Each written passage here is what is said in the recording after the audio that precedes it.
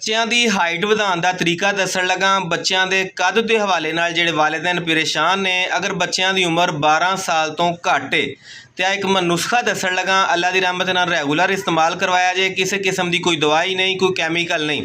ਲਗਾਤਾਰ ਇਹਨੂੰ 3 ਮਹੀਨੇ ਇਸਤੇਮਾਲ ਕਰਵਾਉਣਾ ਜੇ। ਅੱਲਾ ਦੀ ਰਹਿਮਤ ਦੇ ਨਾਲ ਬੱਚਿਆਂ ਦੀ ਹਾਈਟ ਦੇ ਵਿੱਚ ਵਾਜ਼ੇ ਤੌਰ ਦੇ ਉੱਤੇ ਫ਼ਰਕ ਨਜ਼ਰ ਆਏਗਾ। ਅਸ਼ਵਗੰਧਾ ਨੁਸਖਾ ਨੋਟ ਕਰ ਲਿਆ ਜੇ।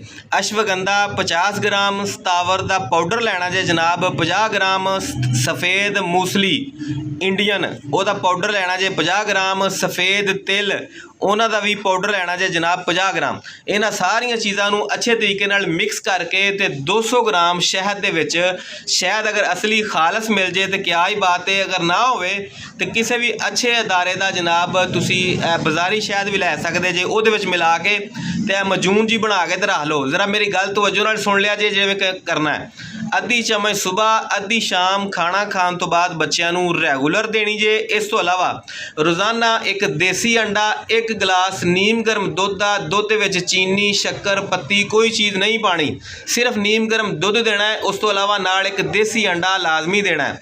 ਬੱਚਿਆਂ ਨੂੰ ਕੋਲਡ ਡਰਿੰਕ ਤੋਂ, ਫਾਸਟ ਫੂਡ ਤੋਂ ਬੱਚਿਆਂ ਦੀ ਜਾਨ ਛਡਾਣੀ ਹੈ। ਬੱਚਿਆਂ ਨੂੰ ਕੋਈ ਖੇਲ ਕੂਦ ਵਾਲਾ, ਜਿਹਦੇ ਨਾਲ ਲਟਕਣ ਵਾਲੀ ਕੋਈ ਵਰਜ਼ਿਸ਼ ਜਾਂ ਕੋਈ ਪੈਰੋਂ ਨੰਗੇ ਜ਼ਮੀਨ ਦੇ ਉੱਤੇ ਕੋਈ ਦੌੜਨ ਵਾਲੀ, ਭਜਨ ਦੌੜਨ ਵਾਲੀ ਕੋਈ ਇਸ ਤਰ੍ਹਾਂ ਦੀ ਗੇਮ ਬੱਚਿਆਂ ਨੂੰ ਰੋਜ਼ਾਨਾ ਖੇਲਣ ਦਾ ਮੌਕਾ ਦੇਣਾ ਹੈ। ਅੱਲਾ ਦੀ ਰਹਿਮਤ ਦੇ ਨਾਲ ਬੱਚਿਆਂ ਦੀ ਹਾਈਟ ਦੇ ਵਿੱਚ ਵਾਜ਼ੇ ਤੌਰ ਤੇ ਫ਼ਰਕ ਨਜ਼ਰ ਆਏਗਾ।